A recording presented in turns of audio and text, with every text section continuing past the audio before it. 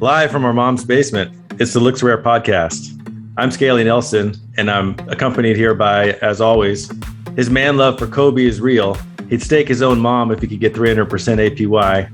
He's green, but not like a goblin. Pep. Whether it's an ape, cat, or bunny, his JPEGs always offer free monies. The admiral of airdrops, Punk Vandalay. He buys his wife's lingerie at Adam and Eden Horde. The art block's one-hit wonder, Tubby Cat connoisseur, Zinc. He's terrified of taxes, the only member of the Nakamoto 300 Club who can bench press 300. Number 40 influencer himself, Debussy.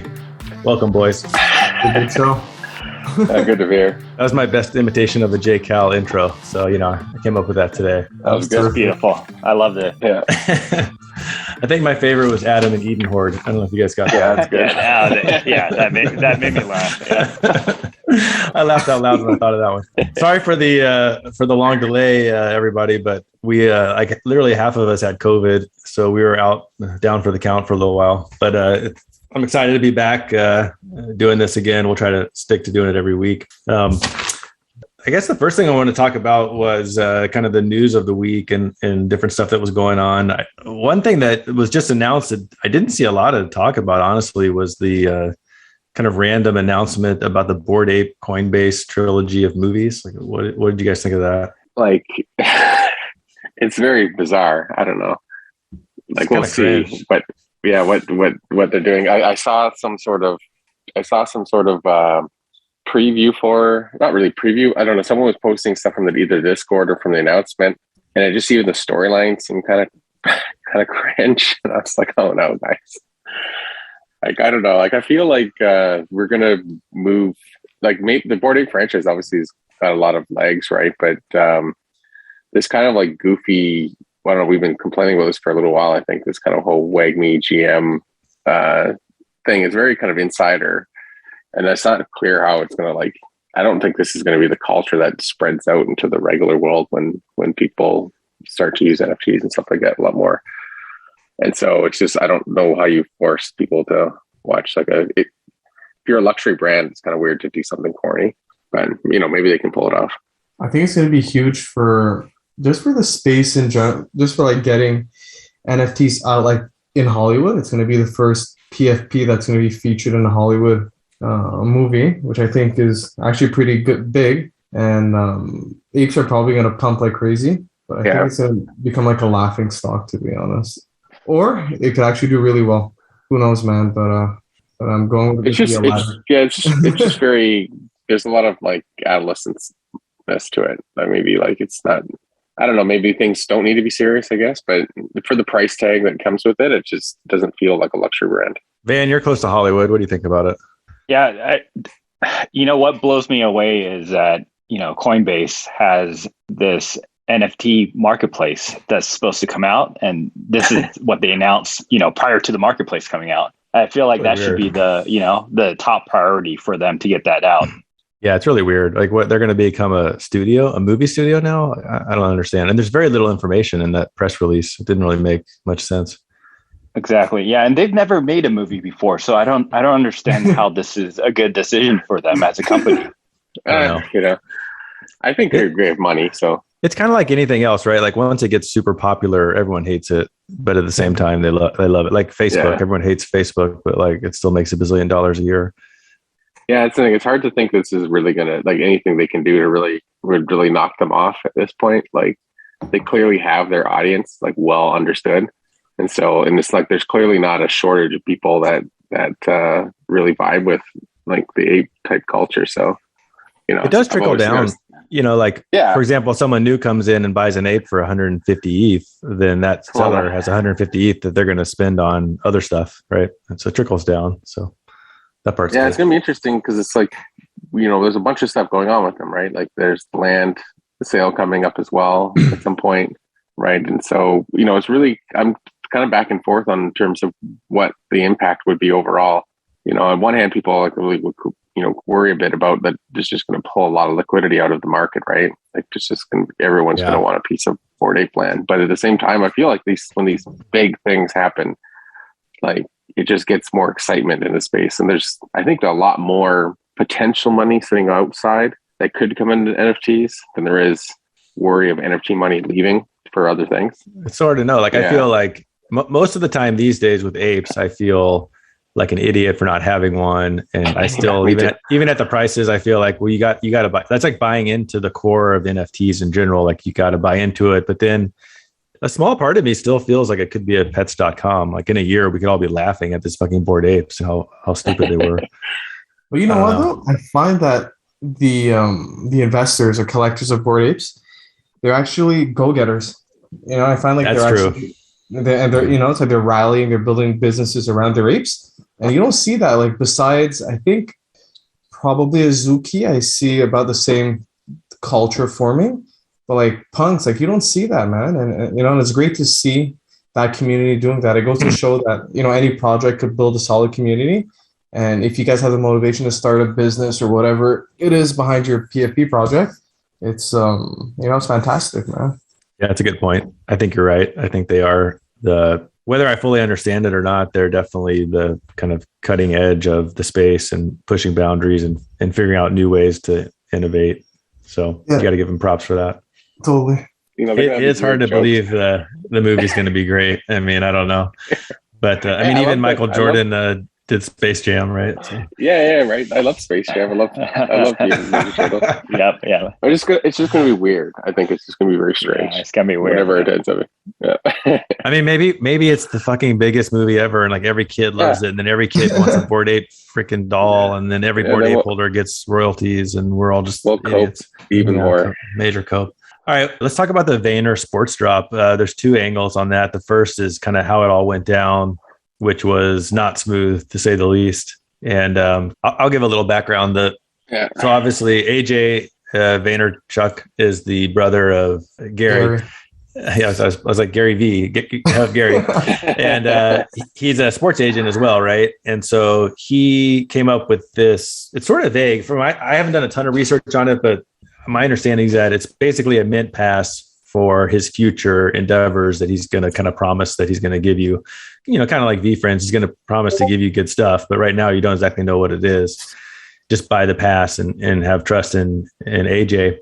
And I will say that, you know, like AJ's reputation to this point has been very good. And, you know, Gary V, I think, is somewhat controversial, but in general considered pretty, you know, freaking successful.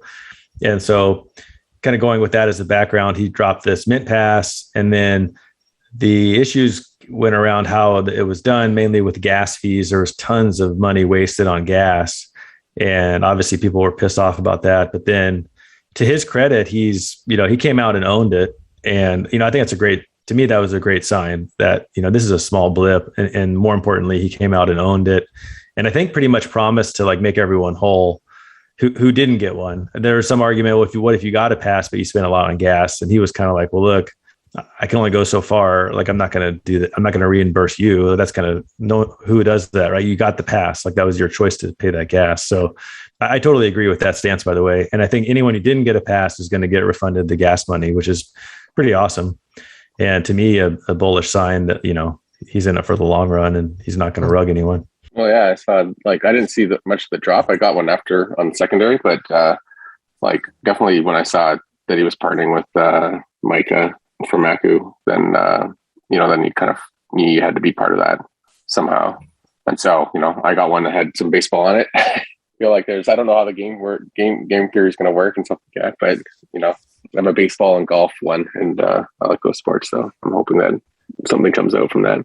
But it does seem like an easy bet, right? Given what they've been able to put together in the past year, right? Yeah, 15,000, but the price isn't bad. I mean, they're relatively cheap, 0.37. Yeah, it's not bad. Yeah, it's like definitely a flyer, and it's like they've all been able to like these mint passes have been really. It's kind of a weird thing. It's like it's kind of distills what PFPs, I think, most of their value is coming from as well. And you know, people talk about the art in the community and things like this, right? But I think mint passes are just kind of telling you, look, we're going to work. We're going to do some work, and we're going to help reward the people who hold the passes. And like, they're treating the floor like it's something that they have to maintain. And you know, obviously, because you know, if they want to do a future drop, just like we see with like Proof, they want to do a future drop, right? Obviously, the Moonbirds stuff is going nuts because of the value of the proof passes, right? So, if you hit that first round really, really strong, then your future rounds when you raise again, not really raises, but when you go out to launch another project again, you can pull in even more revenue. It's a bit pyramid schemey, but it's But okay if you buy in everything's early. pyramid scheme. It's just like, if you're buying, I know these aren't equities and stuff like that, but if you were buying in any company, you get an early, obviously you're expecting the value of the company to go up. I saw it was Maddie early, not that long ago, actually really talk about imagine 50 years ago, you could buy into Nike and just get a certificate and said, the next 50 years, you just get, I'm just going to airdrop you, early versions of all their products and tickets to see games and access and these sorts of things. Of course, you'd want to buy that, right? And look how big Nike is. That's kind of what the brands that are trying to be built today are the same way, right? Nike wasn't always a huge brand, right? That's interesting. Totally different way to raise money, early on. Rather than getting it from one company, you get it from a bunch of people, which is pretty cool. Yeah, what were you going to say? Passes. Oh, sorry. Yes, I think the difference here, like when you compare it to like PFP projects, like the Bored Apes, compared to say all these passes projects, like the only difference is they have like the word pass in it, right? And you don't have like a PFP, and you get a drop, right? I guess it's like an evolution. So it seems like the NFT space, we're kind of like evolving a bit. We're going to like a whole, this weird situation where we're going from, let's say, art to more, it's hard to say, more like coupon type products. Yeah, or early equity. I mean, yeah. Exactly, yeah. And it is interesting how it's evolved. Right before our eyes, it's evolving. So, like what Apes did to PFPs, Proof Collective Pass did for this stuff, right? Like now you're seeing all these passes. You're seeing the pre-mint pass. You're seeing the Moonbirds come out, which is like a Proof 2.0. You're seeing the Quantum Key Pass, which is a photography one. And basically they're not even putting out a freaking PFP. I mean, at least Moonbirds is a PFP, but they're just putting out like a freaking like the art. I'm sorry, but the art on these VSPs, these Vayner Sports Passes is horrendous. But I don't care. I don't care. I'm not going to use it as my PFP. I'm buying it because it's only 0.37 ETH, and I'm like 98% certain I'm going to get more value out of it than 0.37 ETH. So I bought a couple. Well, I think as the space grows, right? Like I think at the beginning, everyone was trying to wrap everything up into one thing. So you like, I think Apes are kind of something where they're trying to like wrap the art and PFP utility and the airdrop utility, and now the universe, like with the coin and stuff like that.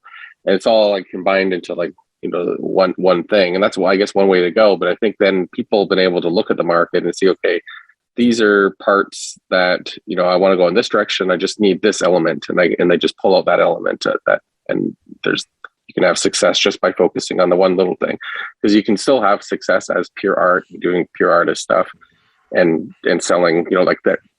And you can still have success with PFP projects that don't really have any utility at all, right? Like you look at like MFers, right? Like they're just there, right? That's pure community. And so you can kind of see that like people are starting to like branch out and specialize in their own one small little things. And especially these guys who like, I think that they know kind of what their wheelhouse is. And like, he's like, obviously he's not worried so much about the art. He's like, look, I can deliver experiences to my holders. Yeah. The more I think about it, the more Top Shot has dropped the ball, like, which is so obvious, but NBA Top Shot. I was in some Twitter discussions like a couple hours ago with some OG Top Shot guys. And it's really, I hate to say it, but you have to try really hard to fuck up as bad as they have. I mean, they have so much money. They were in early. They had the freaking NBA behind them. And I understand that they pumped way more than they could handle. And that was sort of, in a way, cursed them. But still, like, Jesus Christ, what are you guys doing? Like look what the Vaynerchucks are doing. That's how you do utility. Like, ask those guys how to do some fucking utility and do it. Like, they don't have any utility. The art is crap. They haven't even updated anything on it. They have more money than any of these projects combined, except for maybe Apes. They have so much money. I think they have like $500 million. It's crazy.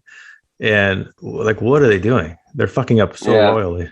Do you think with NBA Top Shot, they could have done more for real life experiences? Just I feel like, I don't know why they don't have a fantasy basketball system going. I don't know. Like either. just the really basic stuff, right? You can use your NFTs to actually, and then you have a league. It's like, it just seems so like, it feels like it's, I don't know them at all. So I don't know, but it doesn't really seem like they're like sports fans. I don't know. I mean, they overproduce. They make way too many, so there's no rarity, and they don't really have any utility that's worth anything. They're not even really NFTs because you can't take them off of your chain. You know, they're in flow, which is like, you know, I mean, you can't even tell it's a blockchain. It's not even something to invent, right? Like growing up in like the 90s, I had baseball cards, and there were games. Like Topps would produce a board game. And you would take your cards and you'd play your friends against, and you'd have roll of dice. That would be your hits. And so, like, it's not even a new concept to play like a card game with basketball or baseball players or basketball players or whoever, right? It just didn't make any sense to me. What's funny is the MLB champions, which is the first thing I got involved with, which rugged everyone eventually, but that was actually a better idea. It was basically they were trying to do a daily fantasy game, and the prizes were NFTs.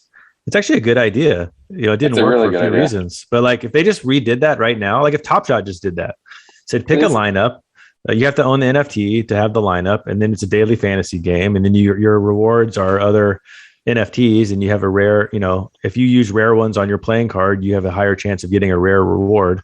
Like that'd be fun. I would totally do that. I don't actually know if this is. I thought isn't Vayner doing something with that in an NBA thing? Well, that's the thing. So all these other companies can get the license. Yeah, I think Candy is, and some other companies. So that's the other thing. Like all NBA Top Shot has right now is the licensing, but that's not even exclusive. So imagine some other company knocks it out of the park with the NBA. Like what relevance do they even have anymore?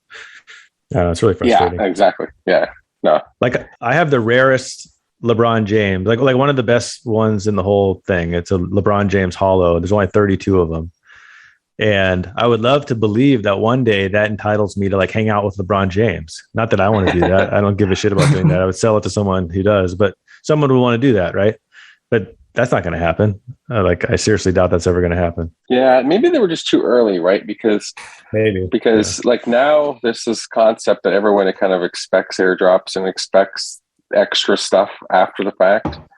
Whereas like, you know, when they were doing it, like they sold you the thing. Why would they give you any more? Right. Like it was kind of a Web 2 thinking of, you know, I'm only going to give the consumer as much as they paid for. And then that's the end of the experience. Right.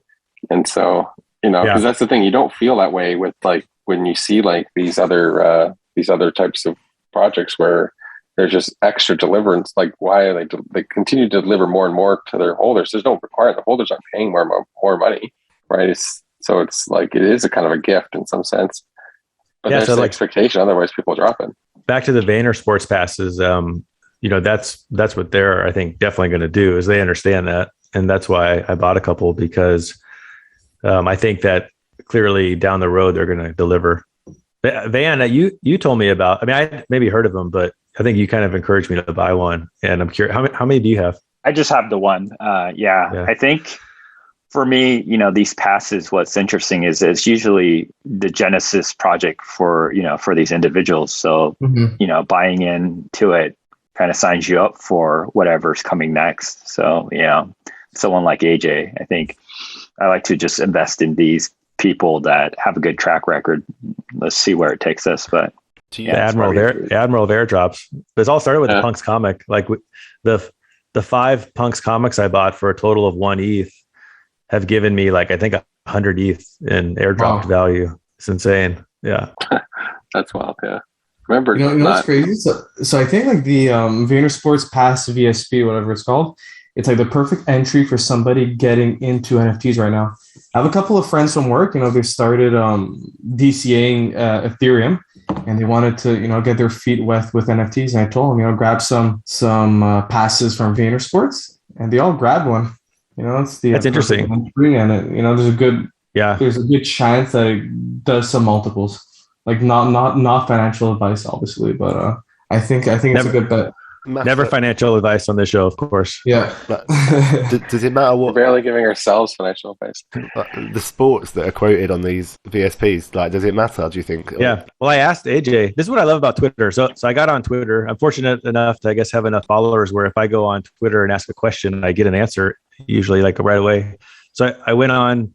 I asked you guys. I didn't get a response within like 10 seconds. I'm like, all right. So I went on Twitter and I just said, "What's the deal with these sports? Like, does it matter, or are they all the same?"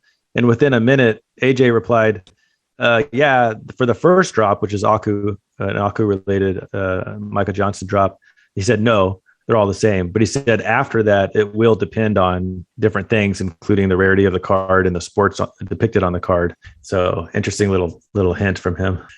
And so that's why you'll see there's going to be way more than 2, I think. And that's why, the volleyball is like the lowest, the cheapest one, obviously, because volleyball is kind of a random sport. It's because it's American centric. Volleyball is huge in Europe, right? I don't mean to diss volleyball. It's a cool sport, but like, it's just not very popular, right? I can't name a famous volleyball player. Yeah, I can't. So I bought a football one and a baseball and what did I buy? Football and basketball. Because to me, at least, I mean, clearly in America, football is I guess soccer. The other one I bought was basketball and soccer. So I figured those are the 3 most popular sports in my mind. Like baseball is kind of too boomer for me. So do you think it would be North American soccer or European soccer or football? Well, I mean, soccer is more popular than foot.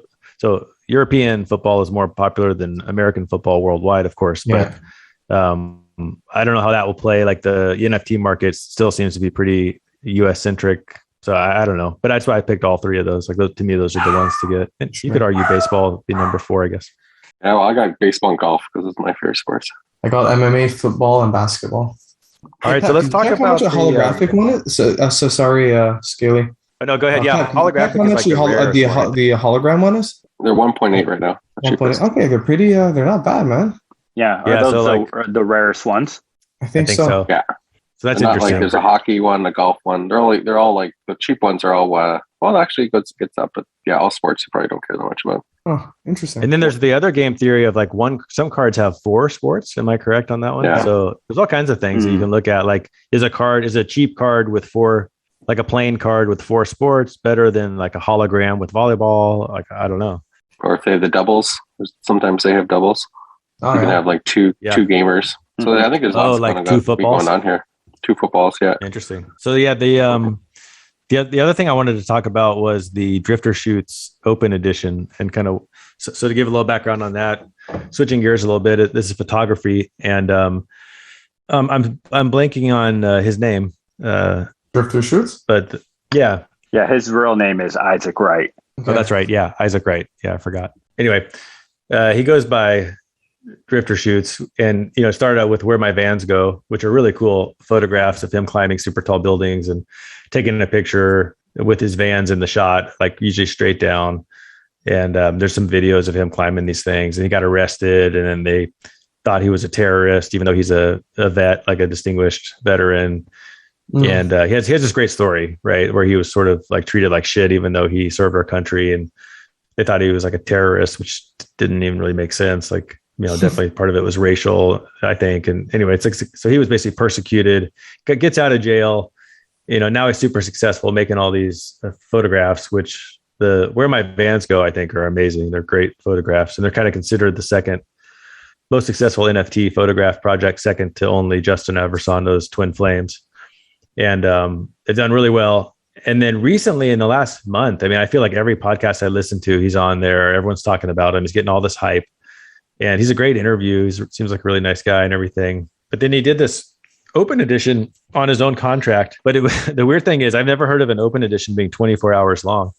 And so for people who don't know, an open edition, you can just go on there and buy as many as you want. And for 24 hours, as many will sell as there are buyers. And then after 24 hours, it stops, and you can't buy any more on the primary market. And then they all go to secondary market. Well, Scaly, there was one on Nifty Gateway like 2 years ago. There was some open edition. There was one that was open for 48 hours, man. And 2 years ago. Yeah, how many people bought them? 200, man. And it was worth the entire $40 each. Oh, funny. Yeah, I wasn't sure about the origins. Because the first time I ever heard of that was Beeple. So Dimitri did, I think it was a 24-hour open edition for his like Rapture Ringers, Dead Ringers or something. Was that last month, right? Or 2 months ago? A couple months ago, yeah. I think around Christmas time, so like 4 months ago. But I think that was entirely for charity. Yeah, so I should say that all of it. The first day out one, this open edition by Isaac Wright by Drifter Shoots did I think 15% went to bail related charities, which is pretty cool. They raised a ton of money for that. But yeah, it's interesting because like obviously the floor is like way below, even the floor on like Max Payne and Friends is below mint, right? I think these open editions in general, it's hard, I think, for people to, I don't know, people buying these to flip are always going to get wrecked, almost certainly. Yeah, it should be there for consumption, right? Everyone who wanted one got one. So why would other people want to pay more for it? Yeah, exactly. Yeah. You know, something interesting happened during the drop. I don't know if you guys paid attention to it, but I was watching it a little bit. But in the beginning, when collectors didn't realize there was two different versions, but when you mint one, you can actually toggle between the two versions. So they thought there was like a rare version of that, you know, that video you're seeing of him on his first day out in the rain. So they thought those were more rare, and people started picking them up for like 1 ETH or, you know, way above mint price. No way. And then they've realized that it's actually the same thing. Is it a wrapper where you go on the site and it wraps it or something? Or do we know the mechanism of how that works? Yeah, you do it through the site. Yeah, I don't know exactly how it works, but you can switch between the two versions. It costs gas to do it. Oh, that's interesting. That's right. So that's interesting how it costs gas to do it. So yeah, I wanted to kind of play around with that, but I guess you have to own one to do that, right? Mm-hmm. I don't know. I might buy one. I mean, this is the thing. Like for me, I love his photography, but I didn't actually love this NFT. It was kind of too weird for me. The way it toggles. I don't know. I think too, it's not. It's much more like I don't know what the right word is, but like it's not really kind of the same. Not one of his iconic shots, right? Like obviously saving those, I guess, for you know, an actual NFTs. But it's much more like celebratory or kind of, you know what I mean? Like it's I don't know what the right word is. No, I know exactly what you mean. I totally agree. It's sort of a celebratory thing. Like, hey, here's me being, you know, here's me with the self-portrait and here's me dancing around. But like, those aren't like his usual photographs. And I want a photograph with Vans in them, and I want a photograph of him from the first person, you know, view, like all of his other ones. Those to me are awesome. If it was one of those, I would have bought it in a second. Yeah, because like it is a photo of him, right? Like I think so. Then it's I'm guessing it's not him taking the photo, right? Well, he said the one was a self-portrait, so I guess he put it on a tripod or something. Yeah. I don't know how it works. Put it in a little nook of the bridge or something. I'm not sure. Yeah. But I mean, that's a pretty cool shot, I guess. But I don't know. Maybe I'll buy one. I mean, they're like half the price they were at Mint. Maybe I'll buy one. They're pretty cool. But I don't know. I mean, it's a bit cash grabby, to be honest. Even though he gave 15% to charity, he sold 10,000 at 0.2, right? So that's 2,000 Ether, which is a shit ton of money. 6 million. 6 million, and he gave over $1 million to charity, but that means he kept 5 million or so. So, I mean, I don't know. Yeah, I wanted to more money than that, but yeah, we're thinking about this a bit before, right? I wanted to I feel like there's like just this pressure in the space right now because maybe there's so much volatility, and there's still that sense that, you know, all could go to zero. There's just like this pressure I feel like a lot of artists are under to produce as much as they can, you know, like this is like their moment and their chance, which is like totally fine, I guess. Like if you can, but I feel like in terms of maybe the space is such that like it's really messing with people's short and long term. Because I worry some of these artists are going to not just maybe burn out, but also completely, you know, flood their markets and make it more difficult for them to sell work in the future, right? And so I wonder if there's a sustainability question, or I don't know. I don't know what the right advice to give is, because, you know, it could go south for a while, right? And then, you know, what do you do, right? You miss out on all this potential, you know, if he's you know, with this sort of thing you set, right? But yeah, you brought that up before. You brought that up before about the whole like a gold rush kind of mentality of I gotta strike while I can. And you're right. I mean, I shouldn't really criticize too much because if I was in that position, I'm sure you have people in your ear saying, "Hey, man, like you can literally make $10 million tomorrow. Like, do it," you know. And I get it. Yeah, it's kind of hard to criticize someone for doing that. Like, if they can, like, why not? Why wouldn't you?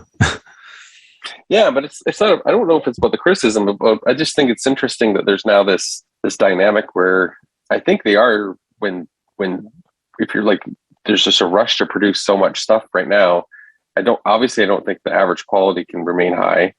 So then I think there's a worry that you end up releasing subpar work that, lowers your future, what you can command in the future.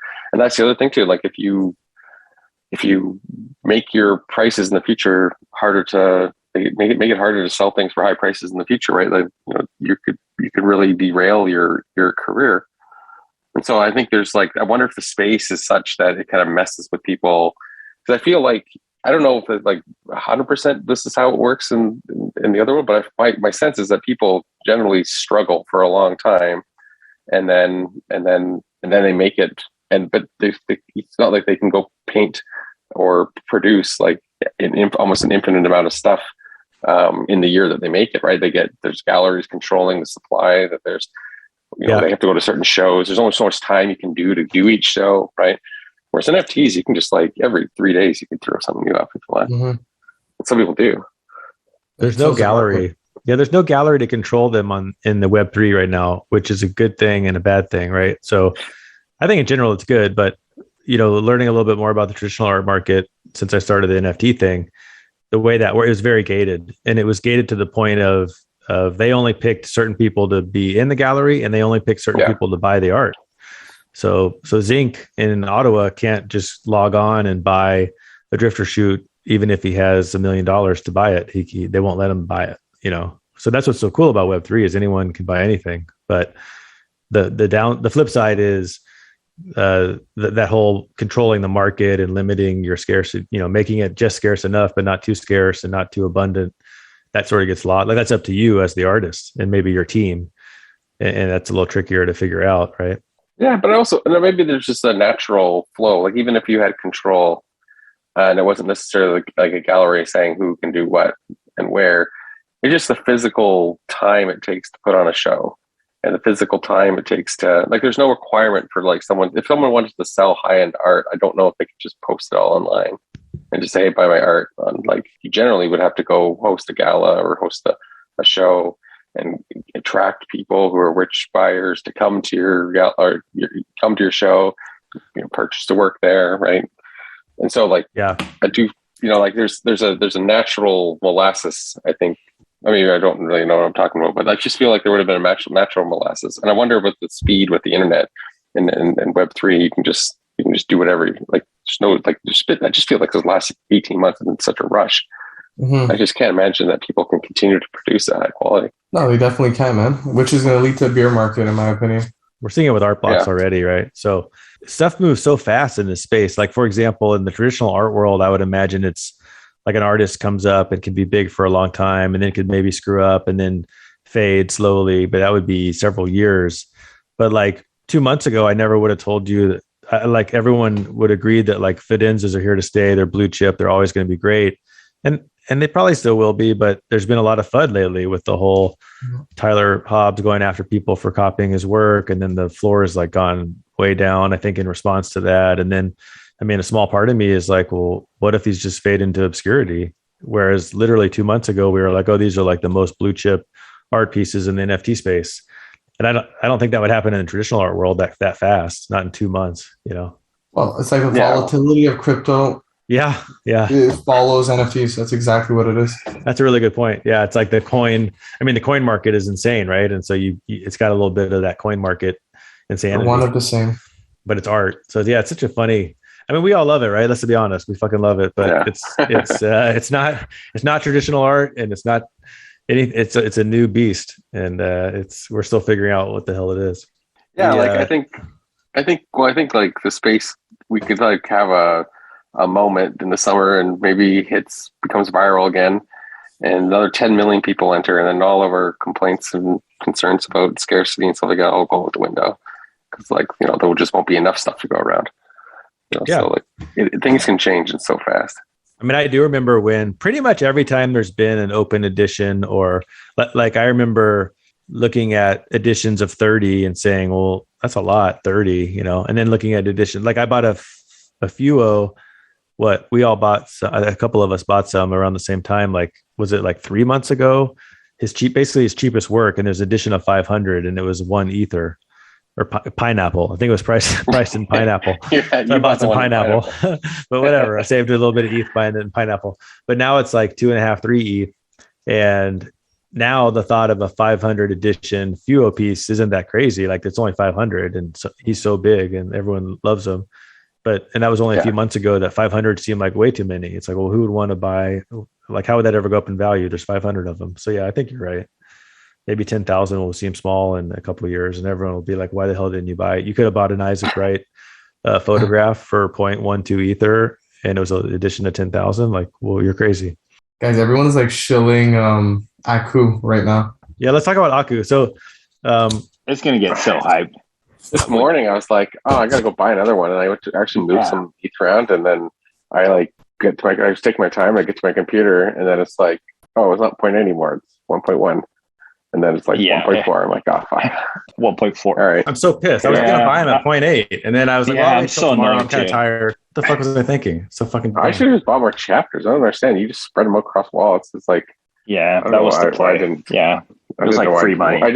I did buy a bunch of chapters. I'm not sure. I have I'm curious how it's going to play out, because I had the four chapters in one wallet. So it got me one random and one OG. Yeah. And the OGs aren't priced. I know, like the floor stuff, it's always better to do floors, it seems like. And the OGs aren't pricing. Mm-hmm. But I kind of feel like it's like the airdrops will be better in the future with an OG.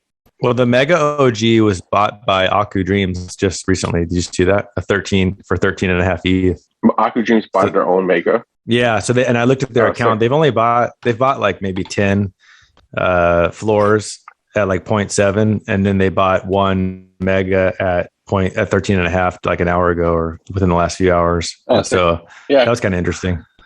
It's like in terms of the PFP, all the OGs, the middle OG one is a background, right? So I don't know. It's the same. Yeah, it's the same Akutar, except you just have you're going to have a chapter background as your background instead of a plain. So it is kind of like it does have like that sense of, it's easy to tell that it's not a regular one, but it's interesting he didn't go with putting because some of these brands, it sounds like even the common ones will get some of these as traits. It's not like even the rare ones are getting those. So I don't know. It doesn't seem like I don't know. The floor seem like the better play, right? Yeah, I think so. And I think it's obviously priced that way. Mm-hmm. I mean, I thought about buying a Mega when I saw that they bought one. It made me think, that's interesting. But there's so few Megas, right? So that they're not getting more minted, right? Like you can't, on the public sale, they're not selling anymore, right? So it's $5.29 or whatever it is. Yeah. How much is a Mega? That's my understanding. 13.5. He bought one for 13. Yeah. I'm sure the price is going to end up like 30, 40. I mean, it's and it might have a ton of utility or something. I'm not sure. So it's almost like, if I'm waiting for the floor to drop, I don't know. It's such a hard game to play. The other game too, right, is if you go back to the Aku chapters, a bunch of people are kind of forgetting why they even got the airdrop in the first place. So like the chapter now, a cheap chapter is like 0.3 now. 0.4, right? Or... No, you can get a chapter 8 for 0.3, chapter 7, 0.33. Like you can get like some of the bigger chapters, but like they're going they've already said this is not the first thing. Yeah, that's like the Genesis. So that's probably the better play. Yeah, maybe I should buy some of those. They're just cheap, yeah. And so but he's already said that like the Akutars aren't even close to the last thing. Like chapter holders are like the key to his ecosystem, he said. Mm-hmm. Okay. I just feel like he says these things and drops the stuff, but then no one really listens. Zink, you interviewed Micah recently, right? Why don't you tell us a little bit about Aku? Oh, it's great. I thought like going into the interview that, we're going to talk about this transition from art to, then thinking about the PFP thing. But like from talking to him, he's been just set on this Aku brand right from the beginning. Like like as soon as he discovered NFTs and as soon as he had this concept for this character, he just started building around that. So they're like, these Akutars is not like something that's new it's not something they just came up with, just because like, the trend and stuff like that. So like, it seems like right from chapter 1 when they're doing on Nifty Gateway, like they've had this concept for building out a full Aku brand. And that's what they had. They had they signed like those early options for TV and movies. They were the first, I think they were like the first NFT project to actually sign with an agency for someone to produce a TV and movies with the character. Oh. And so like, they've been kind of floating under the radar, right? And he's like, I think he recognizes that, but it's because his focus hasn't really been on being an NFT project. It's more about being a lifestyle brand and just a character that could go into all these different areas. And so, so that has, we have this like small NFT community, right? Where I think, there's a few people that kind of push people's eyeballs at certain things, and it's kind of just was under the radar because it was always on Nifty Gateway, and people didn't really understand what the point of the chapters were.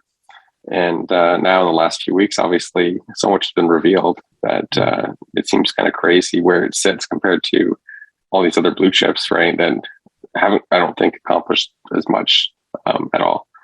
Like if you were to you compare them with like what the Zuki wants to do, right? Like look where they're at.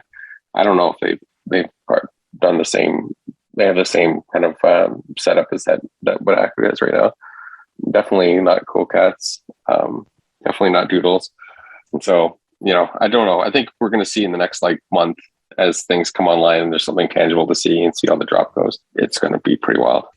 Deb, I'm curious when you heard about Aku, because I had known about him for a long time from some people in a Discord I was in, a Top Shot Discord, and like right when it came out, a couple of people were really into it, and I looked into it, and I think I bought chapter 2. Mm-hmm. And then, which was pretty expensive, but I bought it. I got, how like when you have a big sale and you're like, oh, I'm rich, I'm going to buy stuff. I think I was in one of those moods, and I paid a lot for it because it was a rare one.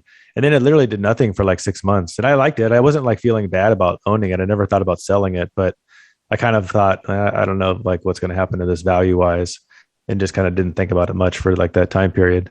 And then it seems like in the last month for me, it's really become hyped, but I'm curious, like when you first heard about it.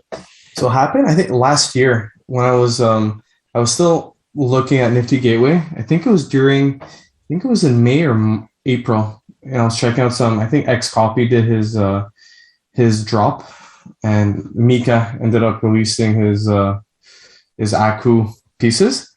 And I skipped it because it was a year ago, Yeah, it was a year ago. I fit in February. Mm-hmm. And I just skipped it because at that point I thought Nifty was dead. And I had a couple of friends on Twitter, and I forget their names. It's like I have their display pic in my head, but I forget their names. And they kept like shilling me on it, and they joined the Discord, and they're diehard community members. And one of them messaged me, I think it was last August or September, and he was telling me, he's like, Dev, you got to pick up these chapters on secondary because they were super cheap. I think they were going for like less than $1,000 at one point.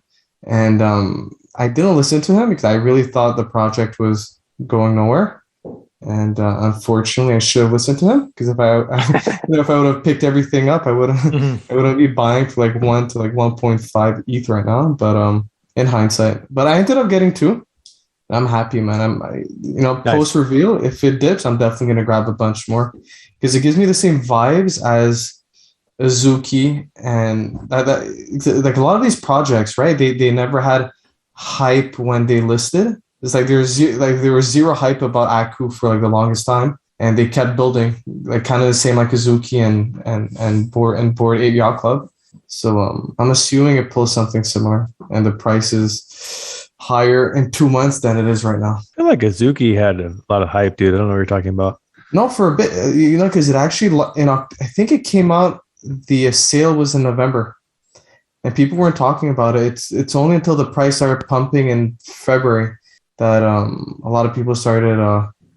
I guess you're right. Yeah, I guess you're right. When it first came out, it wasn't hyped, but it was the rare project that went up after the reveal. Yes, and that's pretty unusual. But I guess that's because people like the art. So it comes back to what we were talking about earlier with the utility piece. Like, it seems like Micah Johnson, who's the retired baseball player who is the founder of the whole project, it seems like he really had that idea from the beginning. It's not like he's pivoting now. I mean, maybe he's added some elements to it. I'm not sure, but it seems like all along he kind of had this vision. He was kind of ahead of his time. And maybe that's why at the beginning it wasn't super hyped. But in a way, it's like perfect timing because now everyone's kind of seeing the utility part of it. But it's not like a Vayner Sports Pass where it's just some blank card. Like the chapters are really cool. Like I look at mine all the time. Like when I'm looking at, my son will ask me, what's your favorite NFT? And I'll show him that one. And it's definitely one of my favorites to like look at over and over again. It's really cool. And so I think there's that whole aesthetic appeal plus the whole utility. So like he kind of combines the two really well. Yeah, it definitely has that kind of underground vibe. Like even though the people that he's partnering with are not necessarily small, there's still that kind of, I don't know, it just still feels cool, which like you don't know if that really comes across in a lot of other NFT projects. Like Azuki's kind of cool. Like I see their vibe and I understand what they're doing. It's as cool as Bored Apes isn't cool. Yeah. Yeah. I could actually see Aku being some sort of movie or TV series, right? Like you can totally. Yeah, it makes way more sense than the apes. Yeah, they're making a movie. That's already been announced. Yeah. Yeah, if it's done right, then that's going to be a hit, right? There's just like the story is just so it just has such a great story, right? Too. It's just I think an easy sell too. Yeah, there's some huge fashion brands behind it as well, right? You have Billionaire Boys Club, Puma, a bunch of others. Puma, yeah. Puma as well. Some big collabs.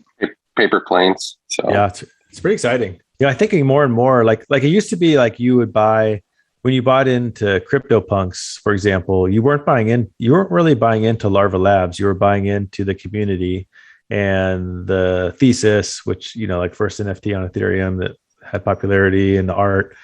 And now more and more and more, you're buying it, especially when you're buying in early, like when you're buying that Vayner Sports Pass, like 100%, you're just buying into AJ Vaynerchuk, right? Like that's all you're buying into. With Aku, you're buying art, which if you buy, like when I bought it, I really liked the art. I really liked it. It's like I said a minute ago, it's one of my favorite aesthetic NFTs. But you're also, when you buy into one of these projects, when they're pretty expensive now, you're buying into the team, right? And so it used to be all these anon teams, which is so funny that we would just blindly buy into them. We still do, right?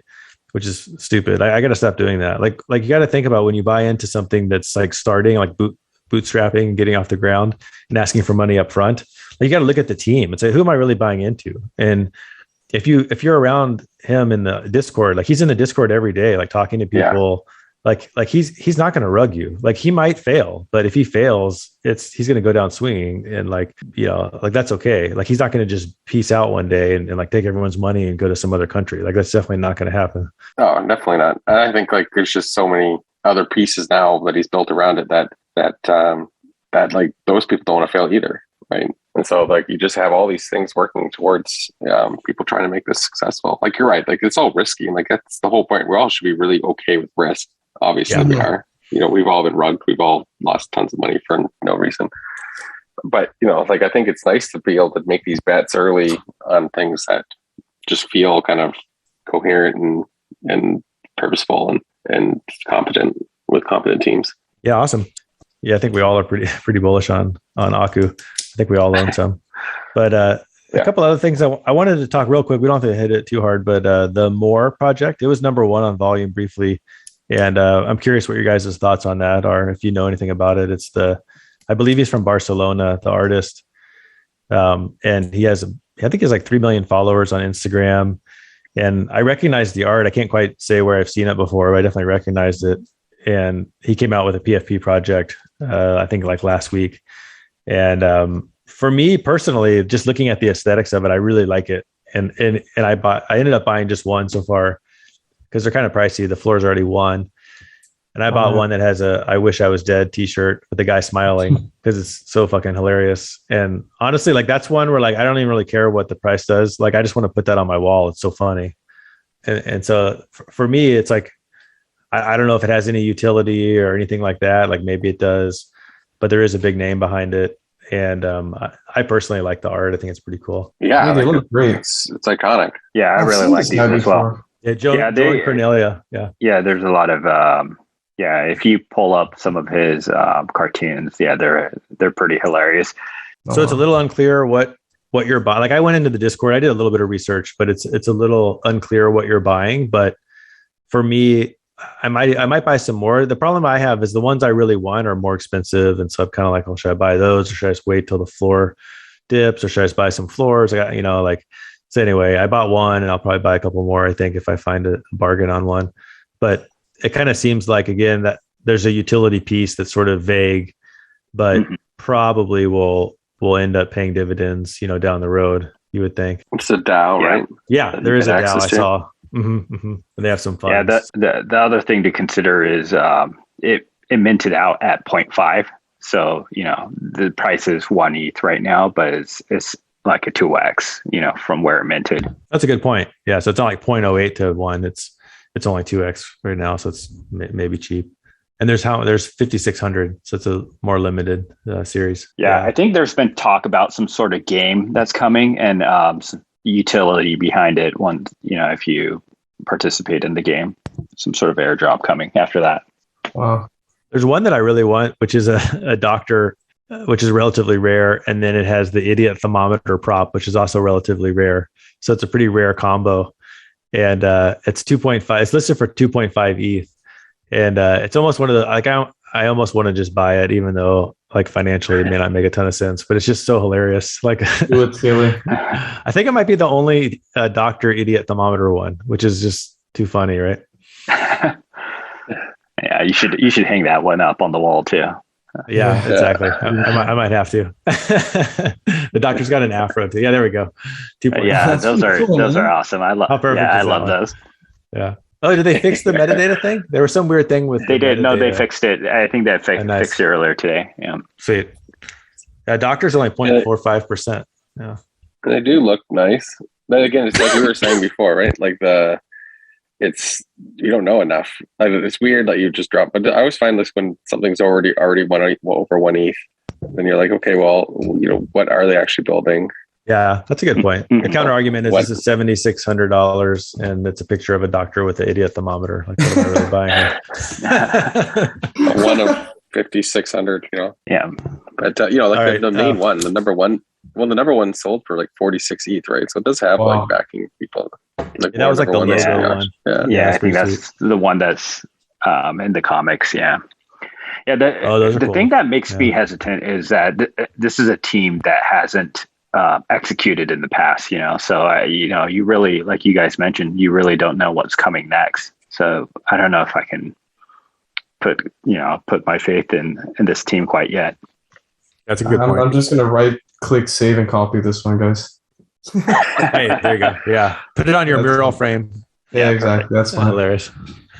All right, less than a minute we'll spend on Moonbirds, but I feel like we have to mention it because we haven't done a pod in a while, and Moonbirds went from being the most the most popular project that no one was talking about because everyone was afraid no one else would know about it, to like the lid blew off and everyone's like, okay, we all know this is going to be the biggest thing ever. And the fact that you thought it would not sell out at 2.5 ETH with a gas war is completely absurd. And then they realized it, so they said, okay, now we're going to do a raffle.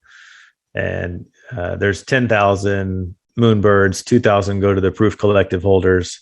8,000 are going on what was going to be a Dutch auction, which is now going to be a whitelisted 2.5 ETH sale for raffle winners. And it's basically Proof Collective 2.0 with a PFP, which never expires, as opposed to Proof, which technically expires in 3 years. And it just gets you into the Kevin Rose empire, which is not a bad thing to be a part of. And so, yeah, they have a lot of clever ideas, but again, you're buying into a team, and there's literally not one team I would rather buy into than this team. It's a like all-star team. It's not just Kevin Rose, but the other guy, Ryan, and the other guys they have on there. It's like, if they don't deliver, no one's going to deliver. I was going to deliver, but the hype is just insane, man. And it's so I don't have any hope. I have no hope. I don't feel like I'm going to get one. And I don't know if I want to. I have a weird certainty that I'm going to win one. Like, I am going to get one. Yeah, no, I feel the same. I've been lucky with these raffles. I'm just gonna just keep positive. Just hope Yeah, I there you go. hope I There win you one go. of these. All right, I want to hear predictions for when the floor settles after like a day. What's the floor going to be for the secondary for Moonbirds? 5.5. I Yeah, think it's well, gonna we be stumble. way higher than that. Yeah. All right, what's your number? Yeah, Ben? Higher if than it's at 10? 5.5, I'm buying all the Moonbirds. I'm just pushing Yeah, pushing the I think chips 10. all in. Yeah, I think I'm gonna go it should 9 be or closer 10. to 10. Yeah, Okay. between 8 to 9. 10, I think. Well, if you listen to him talk, I mean, he says, "Look, my goal is to make this a top 3 or 4 PFP." So we're talking about Punks, which is his favorite, I think. He may not say that. Bored Apes and whatever, Azuki, and then Moonbirds. So I wouldn't bet against Kevin Rose against any of those projects. So why wouldn't it be 30 ETH? So yeah, I'd buy one for 10. Definitely. And the mechanics behind it too, right? With the nesting. So you're going to have such a small supply that's being sold. Yeah, the floor has to, initially you're going to get all the flippers, but once they're out. The only thought I had was it's an interesting dynamic. So let's say, initially, yes, everyone's going to go crazy and want one. But then once you start nesting it, then you can't unnest it because then it like resets the clock and it becomes less valuable. So then after let's say after 3 months, like everyone's nesting and getting into the club and getting in on Grails too and having all this fun and making all this money. And then it's like, well, why would I want one now? I already missed the party. So I could see the Moonbirds at that point definitely going down in value as more value has already been extracted from them. The flip side being that it does so well, like Proof Collective, that's eliminated and the price just goes up even more. But it's interesting. Like there is a point where it should theoretically become less valuable because right now you're pricing in the future rewards, and then as you start collecting those rewards, the Moonbird should become less valuable in theory, but maybe not. I mean, shit. As I talk about it, I would pay 15 ETH for one. Like, are you kidding me? Like they're going to deliver great. 15 ETH of value. Yeah, no, in my opinion, they look great. And the interesting thing is we saw it with Proof, and you would think, what you're saying would have happened with the Proof Pass, but it didn't. It just kept going up. They had, their major grails drop. And after that point, the price actually went up. Because that was such a huge thing. And then I talked to a guy who has one. He has one. And because I wanted to buy one and I was trying to get him to find someone who would sell me one. But I said, well, what are you worried? Obviously not now. It's only been like a couple months. But as you approach year 3, like, are you worried that, I mean, you probably, like, let's say right now you buy one for 80 ETH. I would not doubt that in 2.5 years, you extract 80 ETH of value from it, if not actual ETH as like connections, access, all that kind of stuff, right? Like it's probably worth it. These are for like the big dogs in the scene, right? This isn't for the rookies.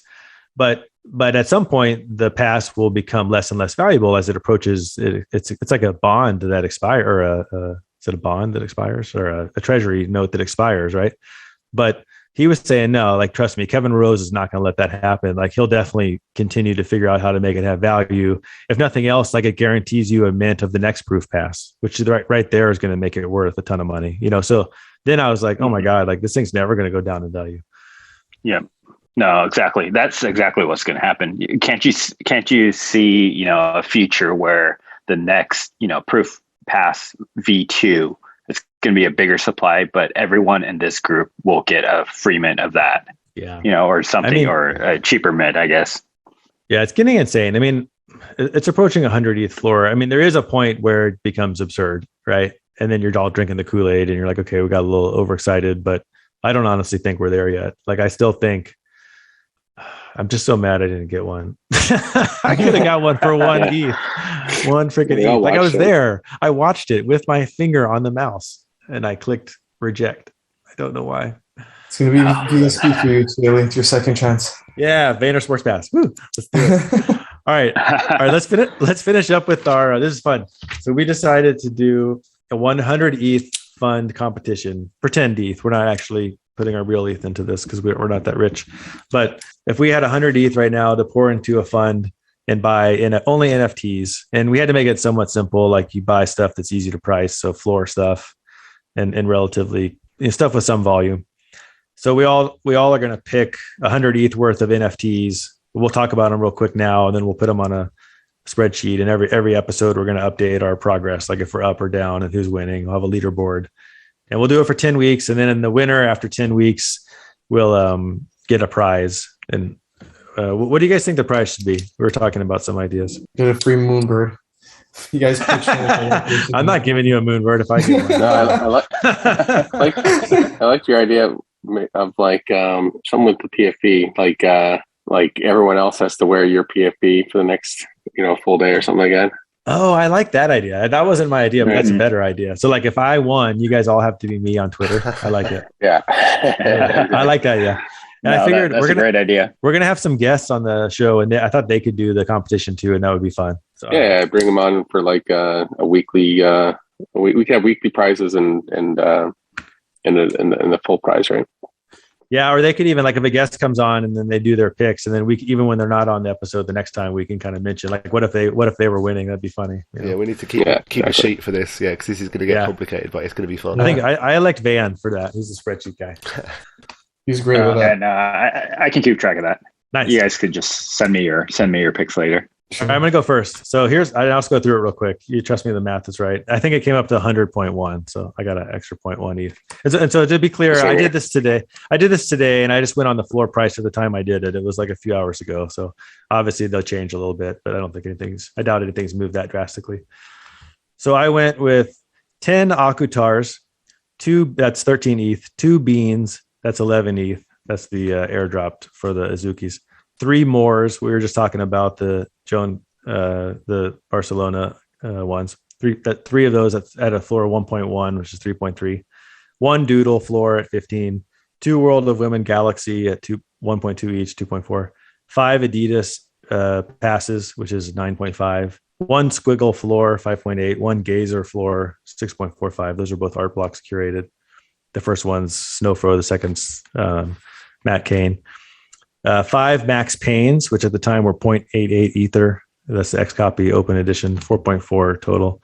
2 Cyber Brokers, 10 Vayner Sports Passes, which at the time were 0.35.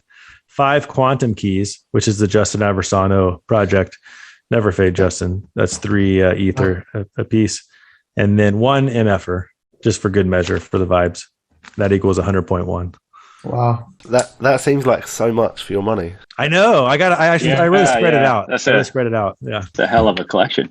All right, Pep, you go. So mine's the complete opposite, because I've diluted what I do quite a lot in the past, and that's not worked out great for me. So I've gone all in, concentrated bet on CloneX, just because that's all I've gone for the minute. And I'm probably going to break it up later, but for now, high conviction, Nike, do the business for me. All right. Van's next. Yeah, I can go. I'm trying to do the math here. So I'm going with, I'm kind of spreading it more evenly, buying 10 zombie clubs. Zombie clubs. Familiar with that? Yeah, Wow. Zombie clubs. I'm going with the Plum play. Asian bored apes, as Plum would say, as cliche as the next bored apes is. I'm going with 10 quantum keys because, of course, you don't ever fade Justin. Nice. We're Team Justin on this pod. 10 Akutars. Where this whole pod is all in on Akutars here, and 10 MFers. I think I get close. I'm a little bit below. I think I'll move around, 1 or 2 just to get under the 100. But I wanted to keep it to the 4 projects. Got it. That's your distribution, though. Okay. All right, Zink. I'm curious to hear yours. Yeah. Okay. Well, a little bit not as spread out as yours, but still starting to spread out. So, high conviction. Still high conviction on the tubbies. So I'm going to do 25 tubbies. Oh my god! Oh my gosh! Wow! All right. Zink's not winning this one. And, they're 0.28. Tubbies. And this is your favorite one, Scaly. Doing 20 Eden hordes. Wow! I think we have a guaranteed loser right here. Oh my god! Then I think I'm just picking all places where everyone's so negative on right now. I feel like it's gonna turn. The two cool cats because the game's coming out, and I think you're picking all the losers right now. Wow! Yeah, okay. You're going cheap. You're going dumpster diving. Then a straight Azuki to kind of anchor me. All right. Yeah. Then 10 Akutars. And then because I don't like fading Loopify, so like I'm gonna go with 15 these timeless avatars, which are kind of low, and I feel like they always have a nice pump in them. And then in terms of I got a metaverse play as well. I got 10 World Wide Web apartments, small apartments, and then finish off with another strong one with the project that had the exploit. 15 the Shattered Eons, which I still love the art. I love everything about that, the artistic part of that game. We'll see if the game works. I think it's got like wolf game potential, but we'll see. Those are crazy cheap right now. They're actually pretty cool. They're crazy cheap. Yeah, they look cool. The game's cool. We'll see. Well, they got to fix it. Like they fucked up something. So, but all right. No, I don't know. I think people are doing negative on a lot of stuff, and I don't feel like I think like they're overly bearish on a few of these projects. I think they're actually pretty strong. I don't know if I've been playing the Edenhard game, like reading the stories and chilling in Discord and stuff like that. Like it's one of those projects that's just gonna grind out something really interesting by the end. All right. I know you guys all hate it, but all right. It's nice. Yeah, the graphics are amazing. I love it. I don't hate it. I just it's become like a joke with us. It's like I know. We all I bought at the top and sold at the bottom. Like I got to make fun of it. Yeah, all right, obviously. Yeah, but what's your order of your picks? All right, I'm going to keep it simple. So I'm buying 1 Floor Izuki. I'm buying 10 beans, which is the airdrop from Izuki. Oh, you're all in. And I'm buying 12 Akutars. Nice. All right. And that's it. It's just kind of like this, the brackets. Like everyone picks Duke and Kentucky. That's like the Azukis and the Akutars, and then it all comes down to like who are your underdogs. Yeah. I think Zink's got plenty of underdogs here. We'll see. These things have all pump potential. What do you guys think Plum would have picked if he was here? Just out of interest. Clone X. Zombie and Clone X. Clone X, zombies, Maybe Azuki. No, yeah, he's he actually might have picked a mutant or something. I wouldn't be surprised. Mutant, Clone X. You know what I feel? I'm looking at my list again. To me, the biggest wild card. Well, the two biggest wild cards for me are the Vayner Sports Pass and the Adidas ones. Like I feel like they're the riskiest in a way, but like they could just moon. Like they could 10 to 100x. Mm-hmm. Like what if the Adidas thing just could drop some crazy news? So I could see that thing going way up. Yeah, if they suddenly announce that's like a profile pick project or something, yeah. Yeah, it seems like it kind of is, right? Haven't they announced? I thought they've kind of rumored that it's kind of the next obvious thing. I don't know. I have one, and yeah, it seems kind of cheap. You just have to have it, right?